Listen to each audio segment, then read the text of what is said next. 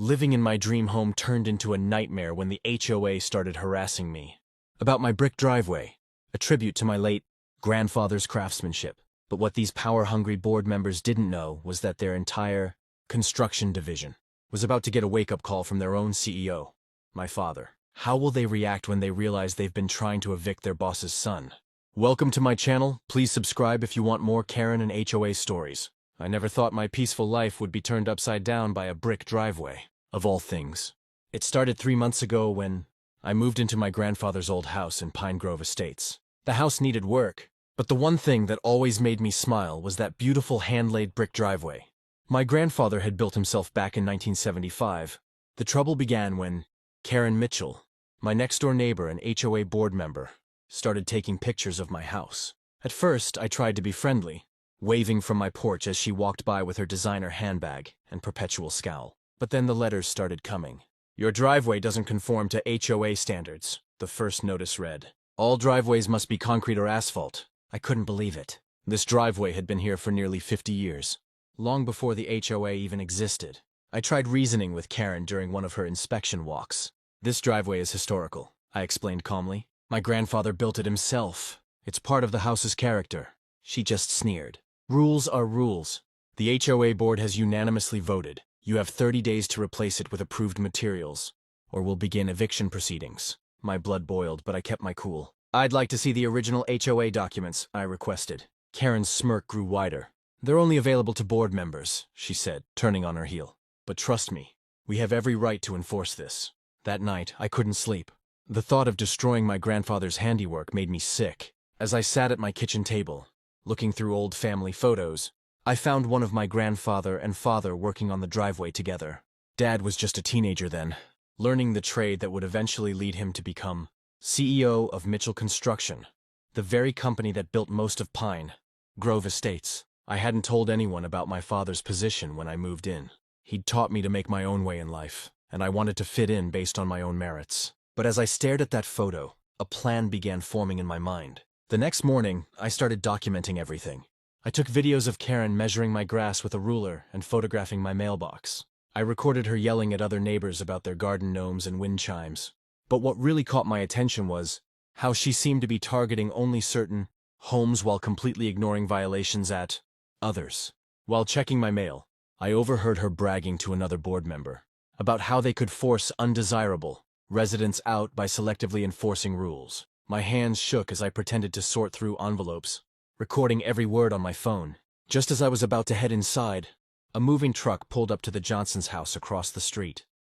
Mrs. Johnson, a sweet elderly widow, was in tears as she supervised the movers. When I asked what happened, she broke down completely. "The HOA fined me into bankruptcy," she sobbed, "all because my son painted my shutters the wrong shade of brown while visiting last month." Karen said it was chocolate brown, when the rules specifically state mocha brown is the only acceptable shade. That was the last straw. I went inside and called my father's office, something I'd never done before. His secretary put me through immediately. "Dad," I said, my voice shaking with anger, "I need to tell you what's happening in Pine Grove Estates, and you're not going to believe who's behind it all." Before I could continue, my doorbell rang. Through the window, I could see Karen, standing there with 2 police officers and what looked like an emergency eviction notice in her hand. "We'll handle this the hard way then," I heard her say loudly. "Officers, this resident has repeatedly refused to comply with HOA regulations. We have the right to remove him immediately." I looked down at my phone, still connected to my father's line, and smiled. The HOA board had no idea what was coming.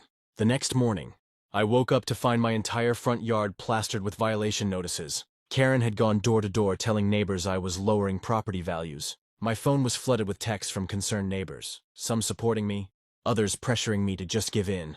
While gathering my mail, I spotted Karen photographing my driveway from different angles. "You know," she smirked, "my husband's concrete company could give you a special discount." That's when it clicked. This wasn't about rules, it was about profit. I spent the evening digging through old HOA records at my kitchen table. Turns out, Karen's husband's company had mysteriously won every driveway contract in the neighborhood for the past year. Even more interesting, they were charging double the market rate. Just as I was connecting the dots, a certified letter arrived. The HOA was threatening legal action and daily fines of $500. They'd even scheduled an emergency board meeting to vote on my eviction. My hands shook as I read the notice. I had 72 hours to comply or face eviction proceedings. I reached for my phone to call my father, who I hadn't spoken to in months due to a silly argument about my career choices. He was a big-shot CEO at a construction company, and I'd chosen to become a teacher instead of joining his business. But before I could dial, another notice slipped under my door. Final warning: driveway removal required, within 24 hours. Looking out my window, I saw Karen leading a group of board members on a property inspection tour, pointing at my house and gesturing wildly. What they didn't realize was that I'd just discovered something in those old records that would turn their whole world upside down, and it had nothing to do with my father's position. But should I use this information now, or wait for the perfect moment to expose their scheme? I couldn't believe my eyes when I opened my front door that morning. Karen, our HOA board president, was standing there with 2 police officers and a stack of papers. My heart raced as I remembered the heated argument from last week about my brick driveway. "Sir, these officers are here to witness the delivery of your final eviction notice," Karen announced with a smug smile. "You have 48 hours to remove those unauthorized bricks or vacate the property." I took a deep breath, trying to stay calm like my father taught me. "Officers, I'd like to show you something," I said, pulling out my phone. I played the security footage from 3 nights ago, showing Karen and her husband sneaking onto my property at 2 a.m., attempting to pry up my bricks with crowbars. The officers' expressions changed immediately. Karen's face turned pale. That's not what it looks like," she stammered. "Really? Because it looks like criminal trespassing and attempted property damage," I replied, "and I have more." I showed them photos of Karen's own driveway, modified without HOA approval last year, and documentation proving my brick installation was actually grandfathered in from before the HOA even existed. But Karen wasn't done. She pulled out her phone and started calling someone. "Hello, construction division? Yes, I need to speak with the CEO immediately about an urgent violation." My heart skipped a beat. She was trying to call my father. "The CEO is unavailable," the receptionist responded on speakerphone. "He's in an emergency meeting about recent HOA board misconduct." Karen's hand trembled as she ended the call.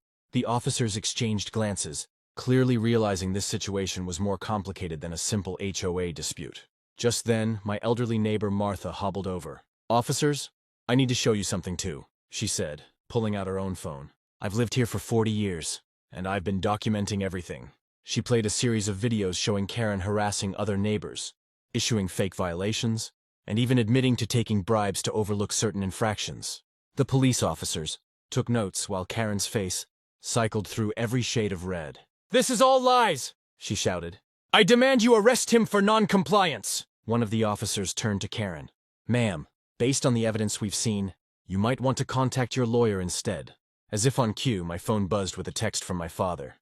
"Son, don't tell them who I am yet. The board meeting starts in 20 minutes. Keep recording everything." I looked up to see Karen furiously typing on her phone, probably messaging other board members. The officers asked me if I wanted to press charges for the trespassing and attempted vandalism. Before I could answer, a sleek black car pulled up. A man in an expensive suit stepped out. It was James Wilson, the HOA's lawyer. Karen's face lit up with relief. "This property dispute needs to be handled internally," James announced confidently. "Officers, you can go now." But then he saw me, and his confident smile vanished. He recognized me from the company Christmas party last year. I saw the exact moment he realized whose son he was about to evict. "Karen," James said slowly, "we need to talk. Right now." He grabbed her arm and started pulling her aside, whispering urgently. I watched as Karen's expression shifted from confusion to horror. She looked at me, then at her phone showing the time, 10:45 a.m. The board meeting would start in 15 minutes. What she didn't know was that my father had spent the last week gathering evidence from every resident she'd harassed.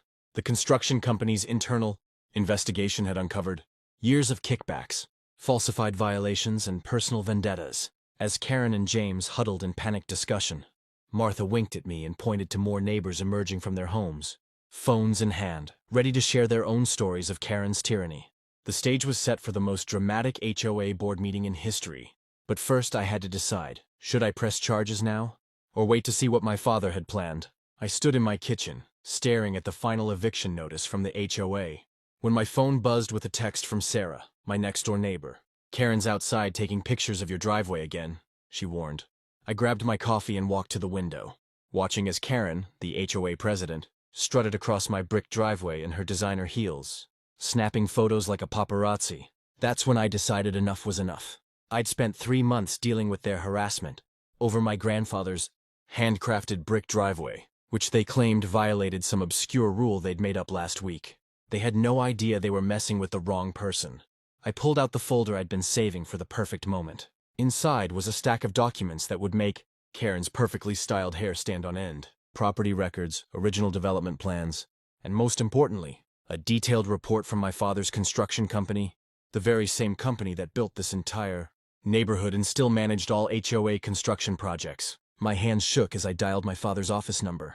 I'd been avoiding involving him, wanting to handle this on my own, but watching Karen parade around my property like she owned it was the last straw.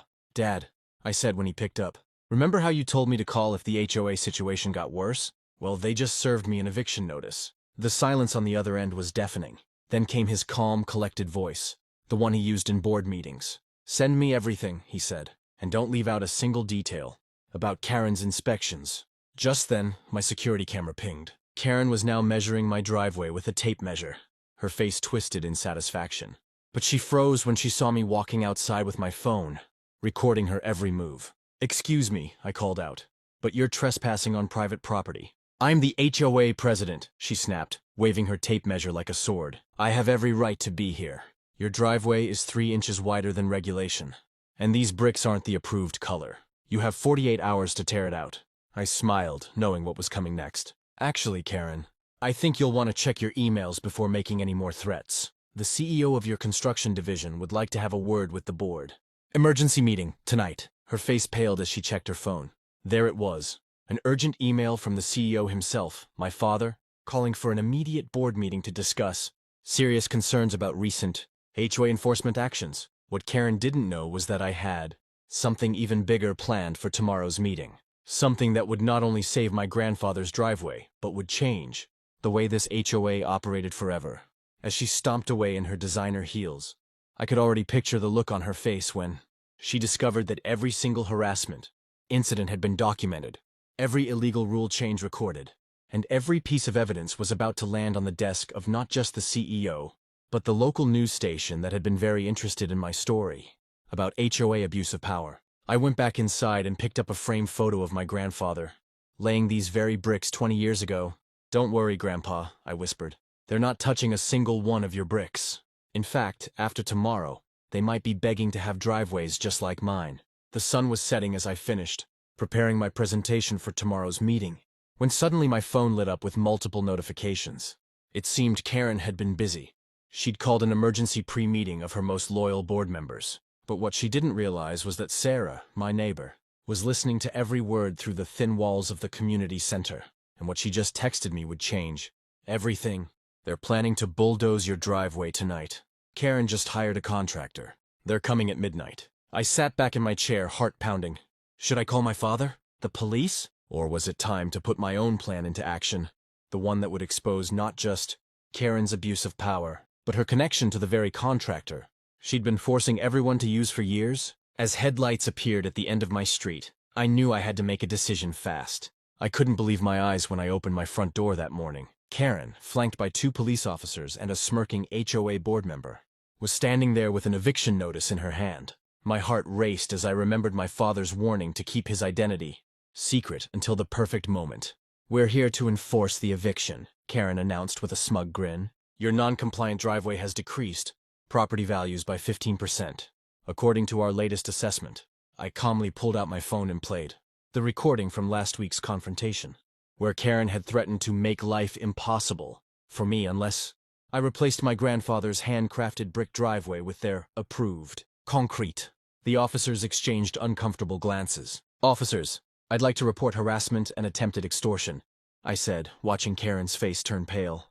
"I also have evidence that the HOA board has been selectively enforcing rules and accepting kickbacks from their preferred contractors." The HOA board member stepped forward, trying to salvage the situation. "These are baseless accusations. We have full authority to—" "Actually," I interrupted, pulling out a thick folder, "I have copies of every approved driveway modification in this neighborhood for the past 5 years, including 3 brick driveways approved just last month for board members' relatives." Karen's confidence cracked as I continued presenting evidence. "I also have proof that the construction company you've been forcing homeowners to use has been overcharging by 300% and splitting the profits with certain board members.